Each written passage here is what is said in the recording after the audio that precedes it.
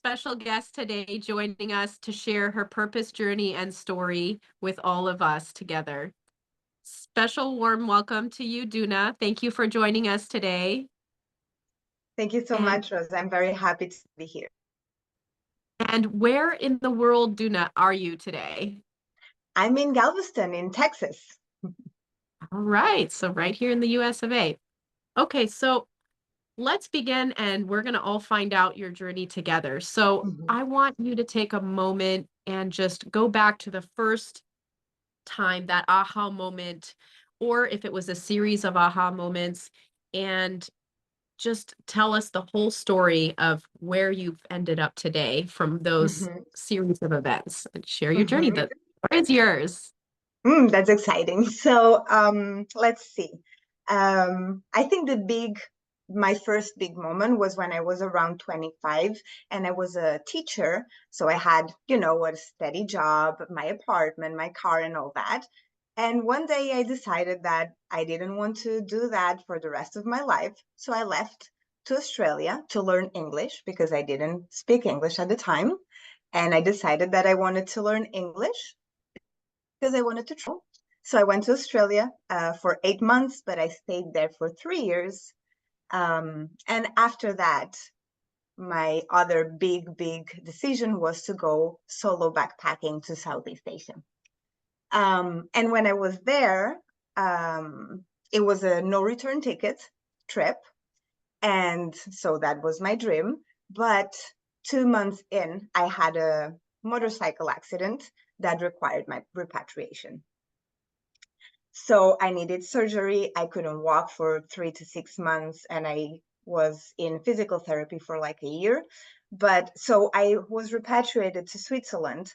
And so that was very hard on me because, my dream was over. And then COVID happened.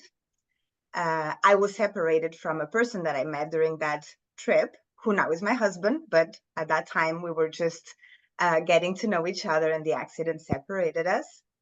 COVID, and then my dad was diagnosed with stage 4 cancer. So you can see that there's a lot of emotional moments here. And my dad told me that he was happy with the life he had had. And that for me was, um, that got stuck in my head. And I was like, I want to be able to say the same thing. And even though I was not unhappy with the life that I've had, I saw that my relationship with food and my body was getting in the way. It was holding me back because when you can't even look at the mirror because you don't like what you see, when you have constant food thoughts, when you are always worrying about, if I eat this, I'm going to put on weight. If I eat this, then I have to compensate. And you are constantly worrying about that. Not only your relationship with food and body is negative or unhealthy, but with yourself too. Mhm. So there is when I said, oh, okay, here, these things, they seemed not important, but they are important. They are holding me back from really having the life that I want and being the person that I want to be. So there I started looking on the internet, okay, what can I do? And I found a ton of nutrition courses and going back to school and all that, but I thought I don't need to know the nutritional value of foods because that I can find on the internet. There's something else that I'm missing, and it's not the the type of food. There's something else.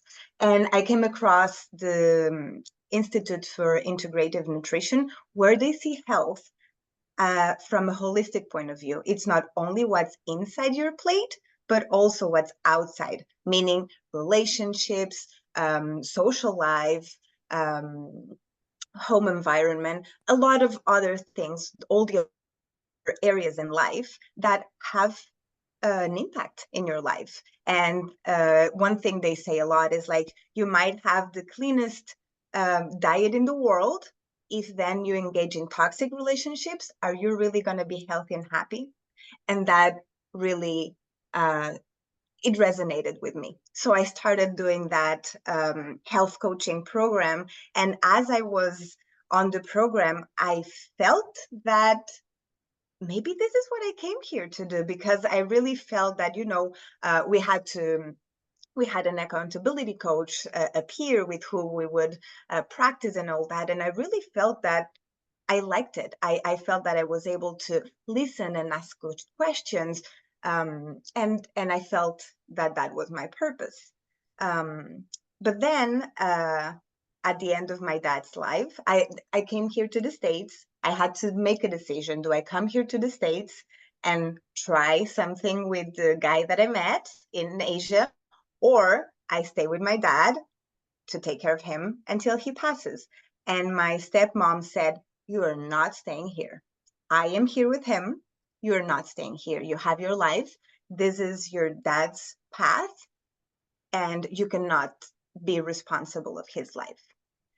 Um, and my dad told me the same. He said, "You're not staying here because of me. You need to do your life."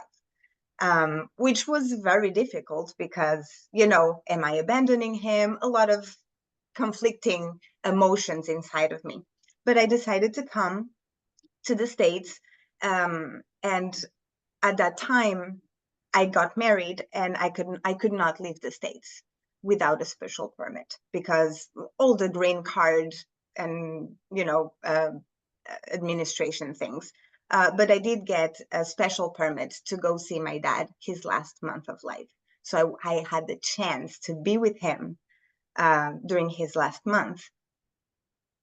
However, even though I see it as I'm very grateful about it, it was very hard, of course. Mhm. And it's at that moment that I saw myself eating my emotions away. It was Mhm. just, it was so, so hard that I was just at night, I was just crying, and eating to feel better, because every day was so hard taking care of my dad 24/7 and making decisions, very hard decisions, that food was what made me feel better. And there is where I had the aha moment, because I was actually thinking, okay, I love coaching. I feel this is my purpose, but who do I want to help? Who do I want to support and guide? And that's when the aha moment came. I was like, oh, wait a second. I am eating my emotions. I am emotionally eating.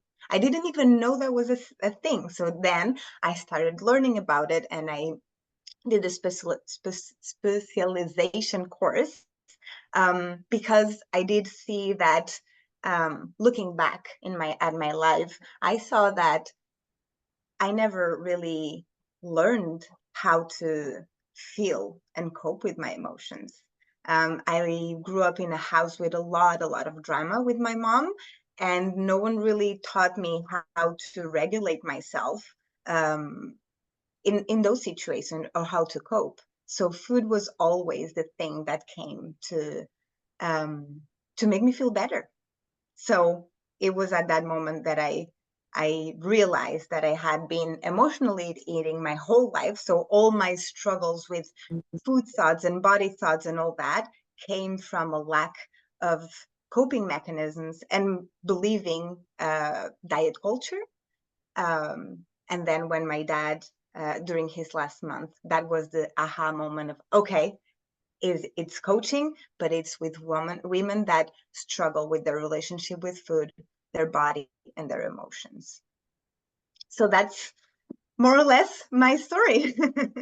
Wow, that's so beautiful. Thank you for sharing, because I feel every person goes through a moment of emotionally eating it, Mhm. whether it's a period of time or a lifetime, Yeah. everyone can relate to that. So thank you so much for sharing your experience, because then that can awaken in them like, hey, maybe I should look at my relationship with food. Mhm. And so Mhm. what does that look like today that you get to, help and impact? If you could share like a story of someone that you've helped.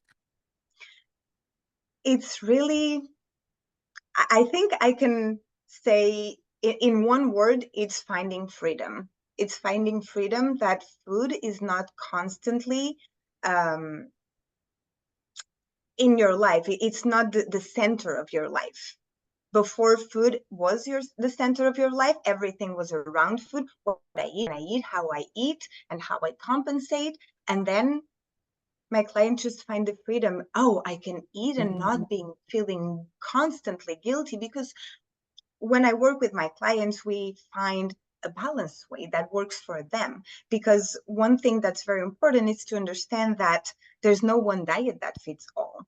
And something that might work for you might not work for me. So I am not going, I don't give a meal plan to my clients. We work together to see what works for them. And instead of restricting, because we see that restricting leads to binging, we add.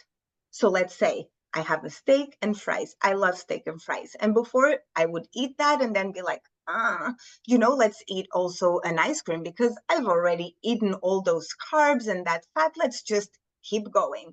That would be me in the past. Now I eat, the steak, the fries. Let's put a salad. Instead of removing the fries, like in a diet, let's put a salad.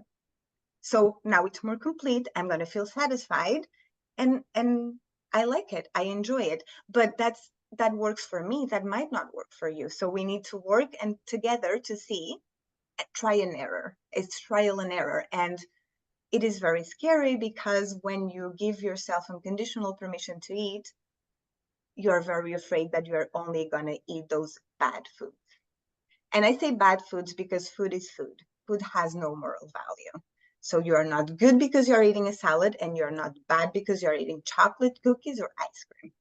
Um, so uh, yeah, so it's really freedom and trust and self-confidence. We go from low self-confidence, judgment, not knowing, and those that obsession with food, to finding freedom, compassion, and more peace.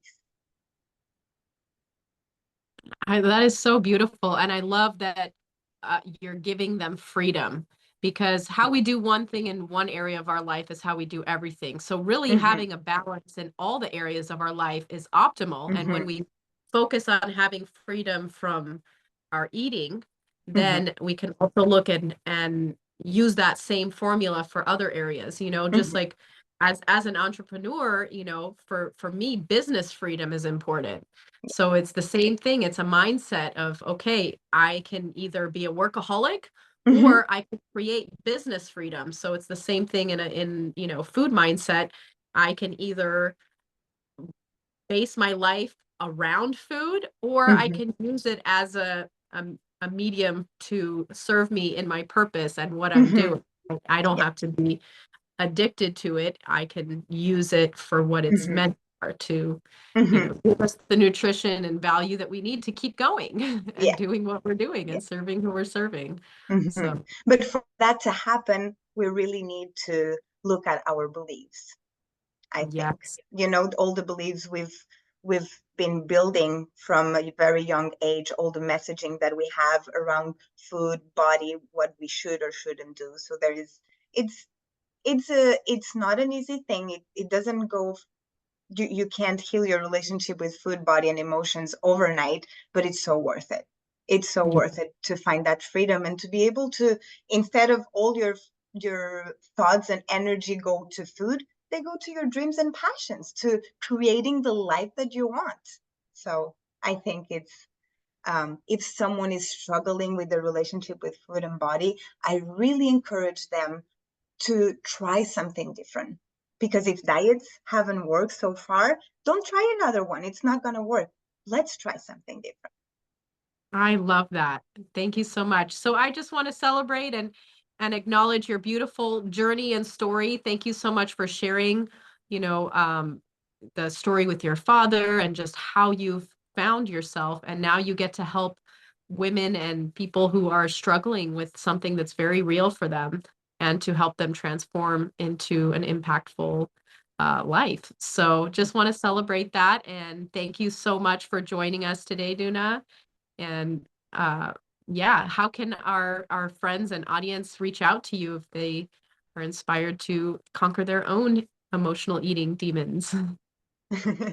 So they can find me on Instagram, Mindful Health with Duna, Facebook, also Mindful Health with Duna, or Duna Zürcher, which is my personal one, or just reaching out to coaching at mindfulhealthwithduna.com or my website, mindfulhealthwithduna.com. All right, amazing. And we'll share all those links. And I just want to once again thank you and celebrate you for who you are today. And so excited to hear more and for you to continue on with your purpose and journey and have a beautiful day. Thank you so much for this opportunity. Really, have an amazing day.